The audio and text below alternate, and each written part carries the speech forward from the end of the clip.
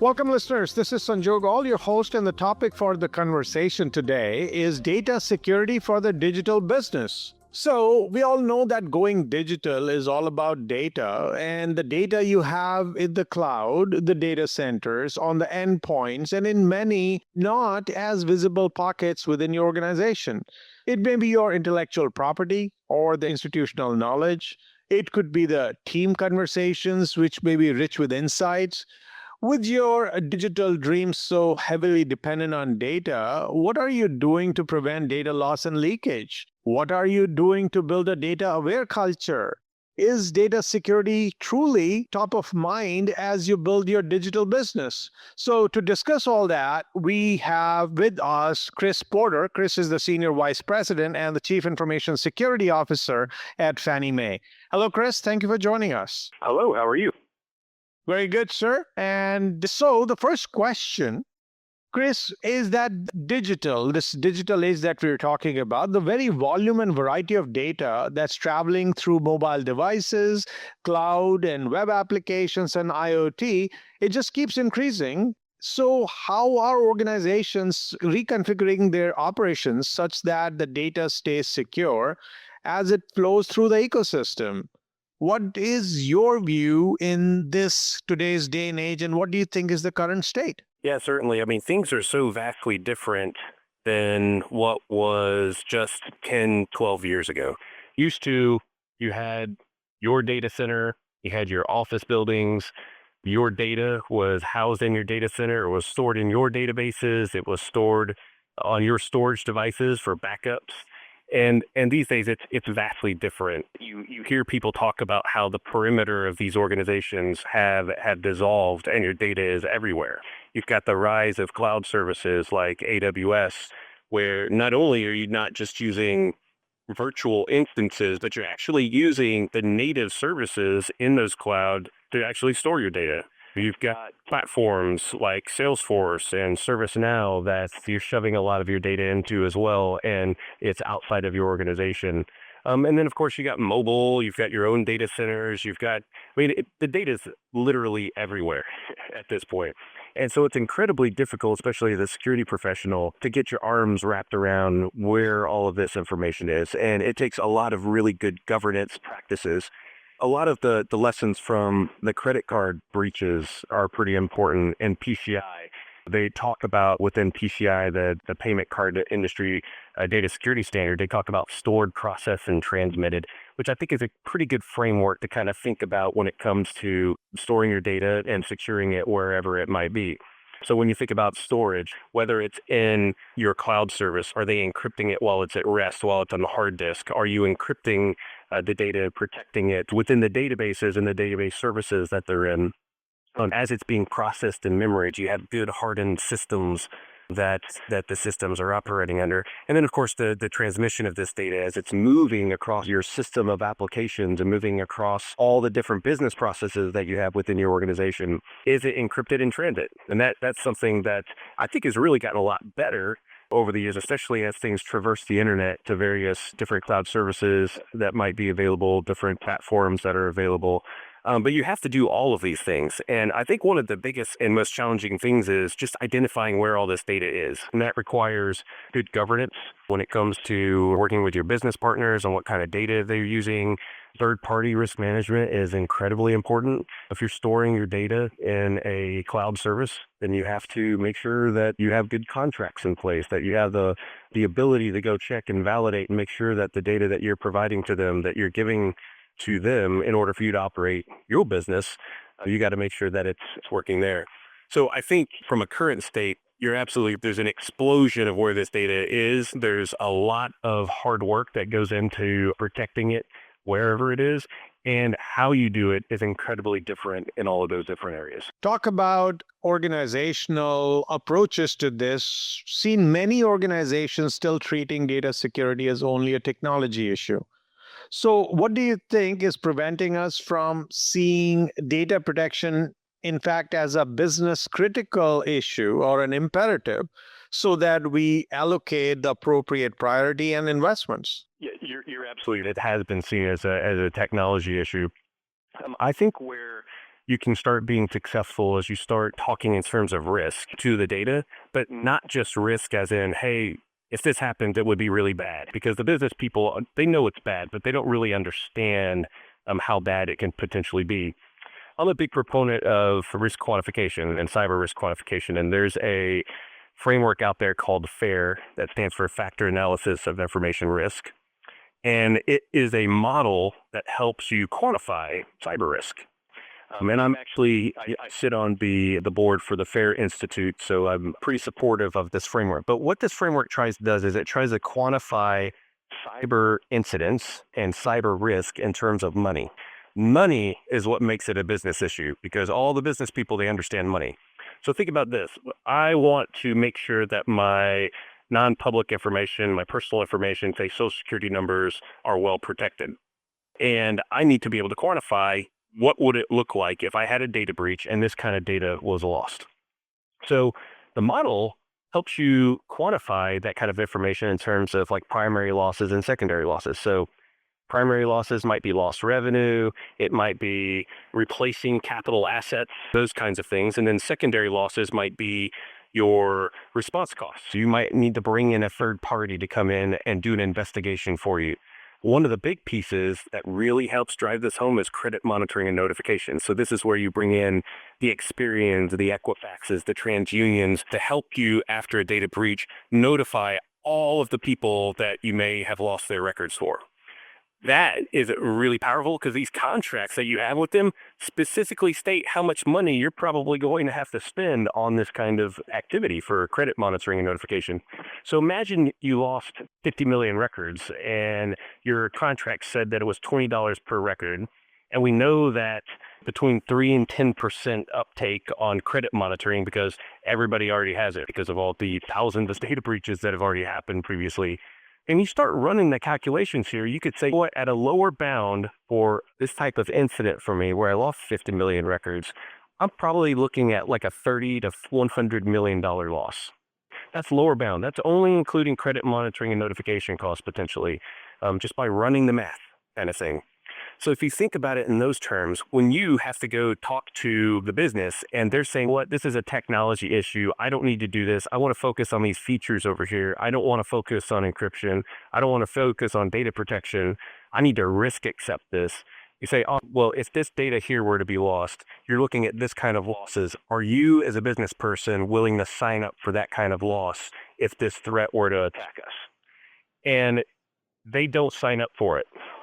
That's not the kind of thing that they're willing to kind of put their name on and sign up for because they're in the business of making money, not losing money, and certainly not losing money when a big thing happens and you have that kind of record. So I think that is one of the most powerful tools that I as a CISO has and others have is really being able to talk about this type of loss, these kind of incidents in terms of dollars.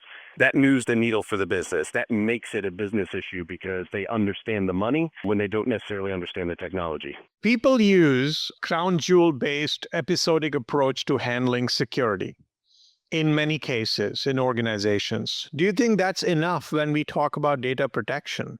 What do you think should be a new way of thinking? What should change so that it's relevant? Your data protection approach is relevant to the digital business that we are all going into. It really depends on your company and the data that you're talking about and the type of business that you're running. So for instance, if your crown jewel is data, but it's not necessarily non-public data, it's a process. You have the only kind of data out there in the industry, everybody wants it, and it's got to be available all the time. Then you need to make sure that your service that you're providing is resilient. It's not about losing the data necessarily as much as about making sure that it's always available and that you're protected against different types of cyber attacks that would affect availability. So like destructive malware, DDoS attacks, and those kinds of things. If crown jewels are intellectual property, then it's a very different type of protection mechanisms. It's much harder to detect if your IP is being stolen than if a credit card number is being stolen or a bank account number or something like that, because intellectual property is amorphous. It could be anything. But all of these things are really part of that sort of crown jewel sort of thing. So it really depends on your company and what you determine to be one of your crown jewels. But I don't necessarily take the perspective that you have to protect all your data in all the same ways. I think a crown jewel approach is actually pretty important. I think the key thing is making sure the company and you as a security professional know what those crown jewels are. Some people that can say, hey, it's got to be this regulated data. It's all these social security numbers we have. It's the credit card numbers we have and all this other personal information. Hey, I got to protect this because there's regulatory impacts if I don't do it, privacy impacts if I don't do it. There's other crown jewels that might be a process, and you got to protect how the process is done, how you fit all of these activities together, and it's a much different way of doing that. But the bigger question is cultural. I mean, you have to be able to pivot your organization to make different choices. You've got to make sure that you get closer to those business processes so that what kind of data that's actually needed. So for instance, if you've got a business process that's using a certain kind of data and it only needs it one time, then there's no reason to store it after that. You do use it once and then you let it go. You dump it. There's no reason to keep it. And I think this is where security's biggest sort of maturation needs to take place is that alignment with business process, to make sure that you're protecting not only the data, but the data through the business process end to end. Now, really, that's what digital transformation is about, is all the end to end business processes and making sure that you're protecting it through its entire life cycle. And then the business only keeping what they need. Let's talk about some of the practical strategies and approaches and tactics that could be utilized by the organizations so that they could minimize data loss and leakage. What would those be? Yeah, I mean, you got to look at the kind of data you have again.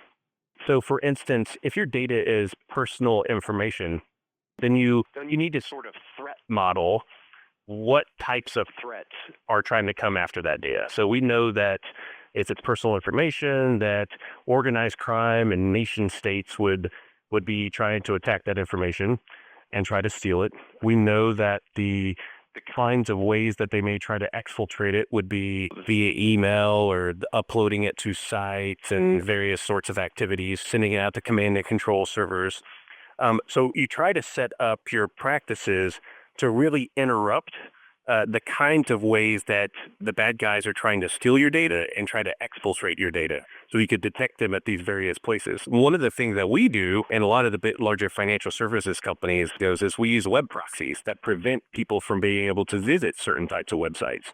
So for you to be able to visit a free mail website like a Gmail or Yahoo or Hotmail kind of account, you just can't do it. Like you have to get special permission in order to access those kinds of sites.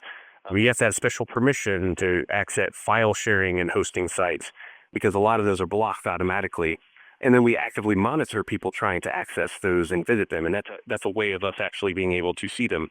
And then there's lots of other ways. I mean, you can encrypt the data. We make sure that you take the key and you protect it really closely. And then that's one of the ways and one of the most powerful ways, especially with data that would be within your applications, that people won't be able to decrypt it. Therefore, it's never getting out of your organization. It can only be used within your applications.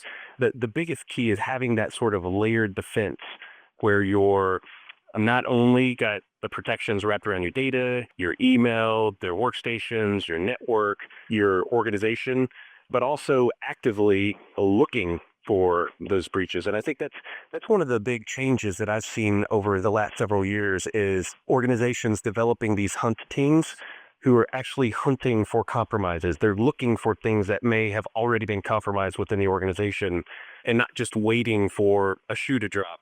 They're looking for the shoe before it drops kind of thing. And that's really important. It also takes a big cultural change for a lot of these things. I'm fortunate that I've got a pretty strong culture here at Fannie Mae when it comes to some of these practices that we have in place. I mean, we've got a lot of data. We're a highly regulated financial institution.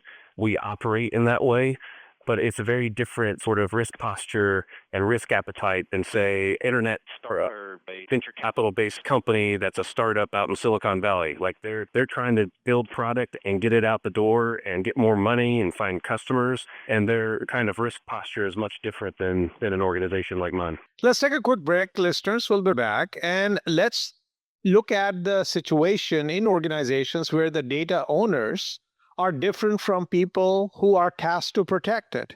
So there is no common agenda or incentives. How well is that working? What should we change so that we can indeed create the type of data security for the digital business that we are all getting into? Please stay tuned, listeners. We'll be back and explore.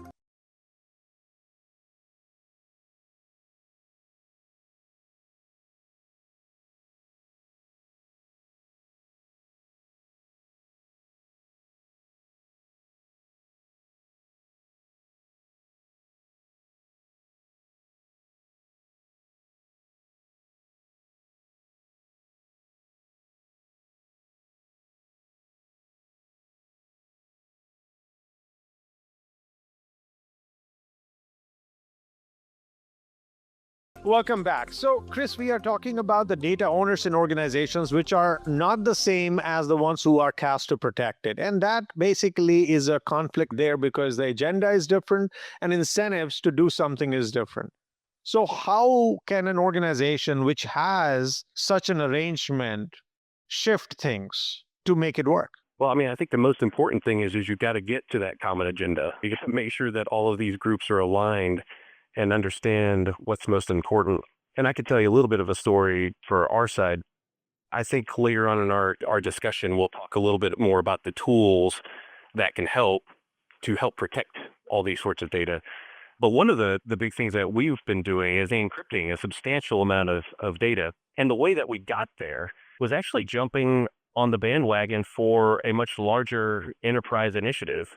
When you're going through a digital transformation and that data is incredibly important, a lot of companies are creating these enterprise data initiatives where they're consolidating all their data because that's your competitive advantage as a company, that the kind of data that you have, having the data all in one place, having it in a way that's accessible to the business and to the applications so that it can be leveraged for that sort of competitive advantage. And one of the things that I realized as we were building out this enterprise data service is that, well, why wouldn't we just build the security into the data service? Like, why do I need to, as a security professional, come in afterwards and build all these security tools on top of it?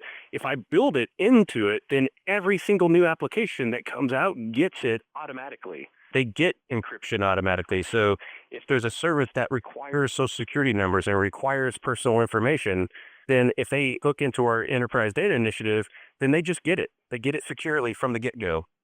And I think that was really important for us. And I think it's important for a lot of organizations is you got to get the business people, you got to get the technology teams, you got to get the security people, got to get them all in one room.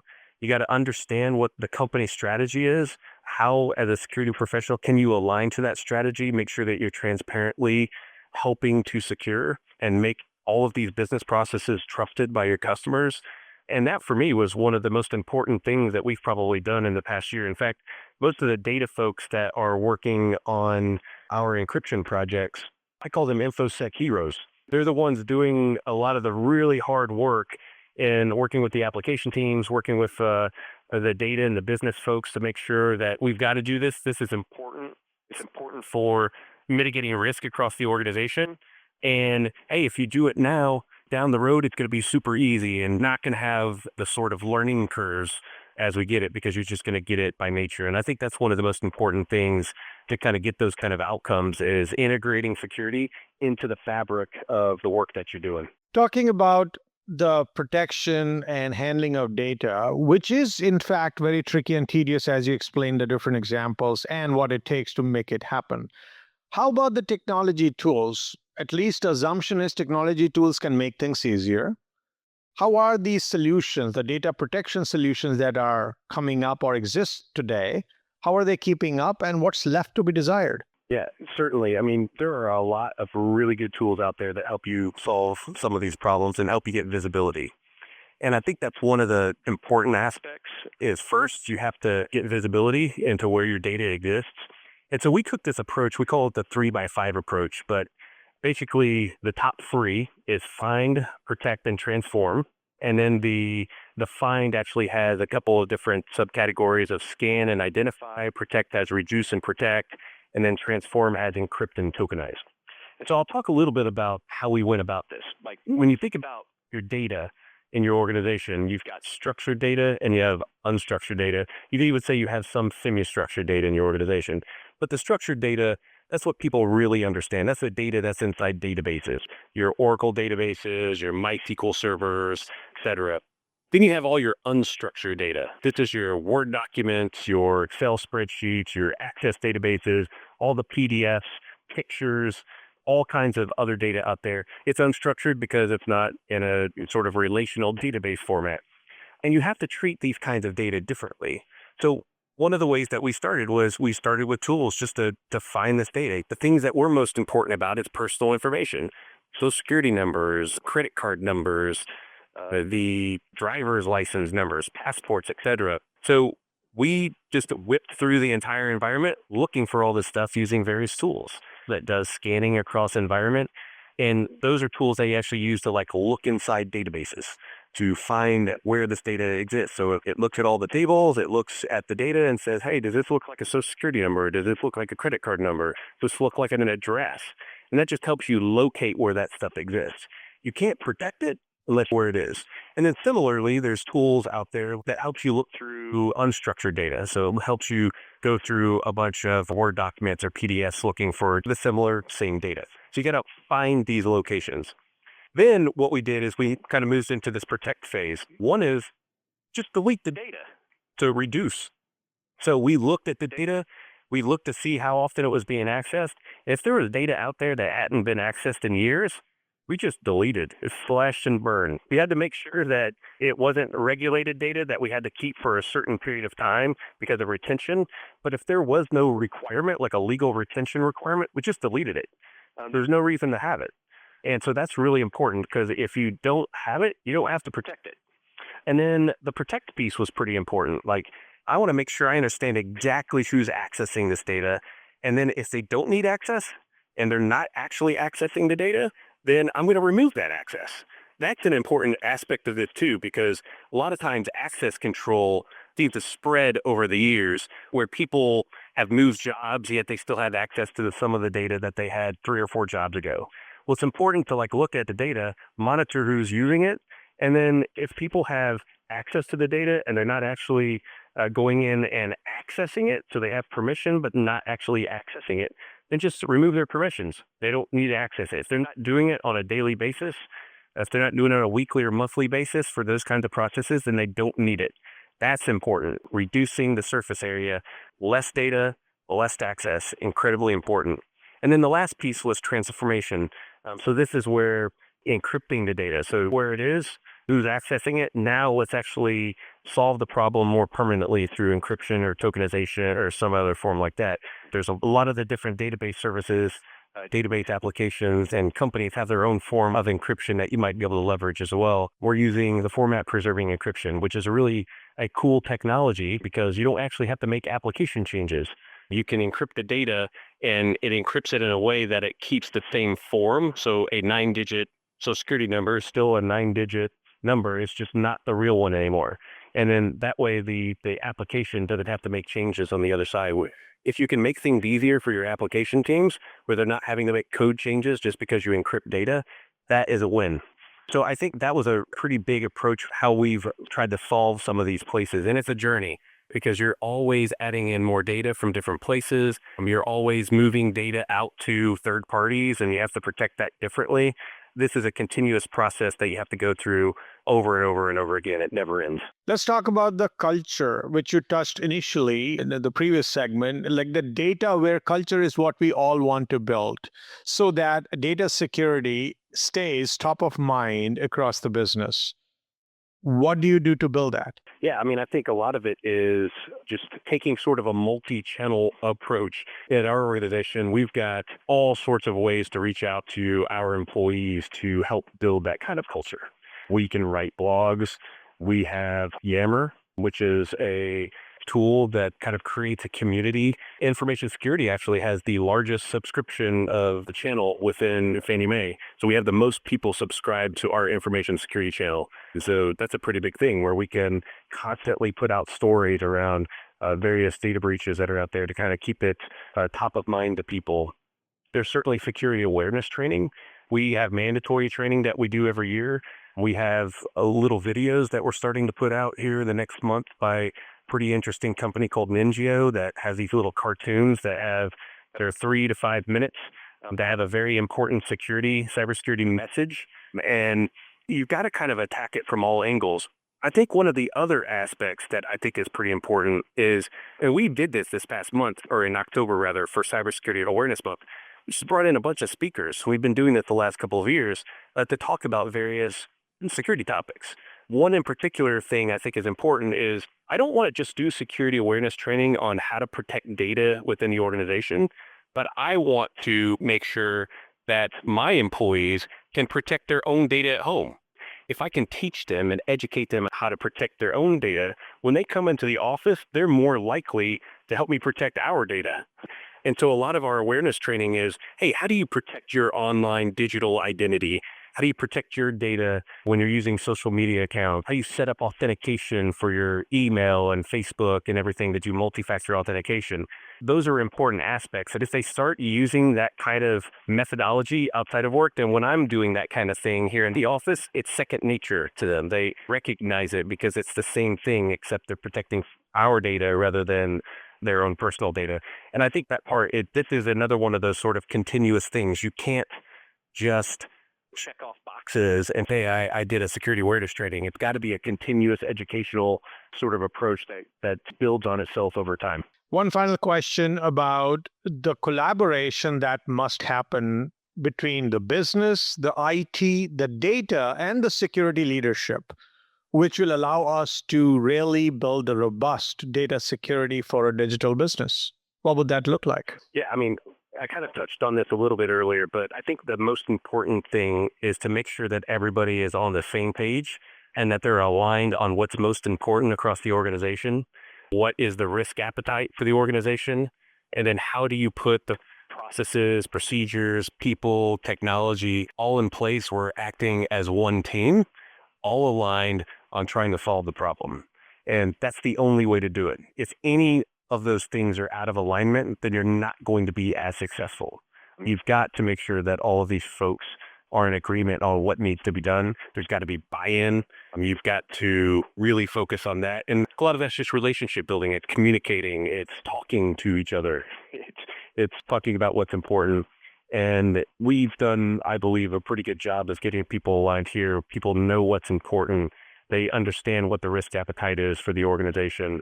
And we've got really good leadership top down that's really pushing this strategy down into the organization. Once again, thank you, Chris, for sharing your thoughts and insights about how organizations can enable data security for the digital business. Thank you. Thank you. Thanks for having me. And listeners, I invite you to find related conversations on our website at CIOTalkNetwork.com.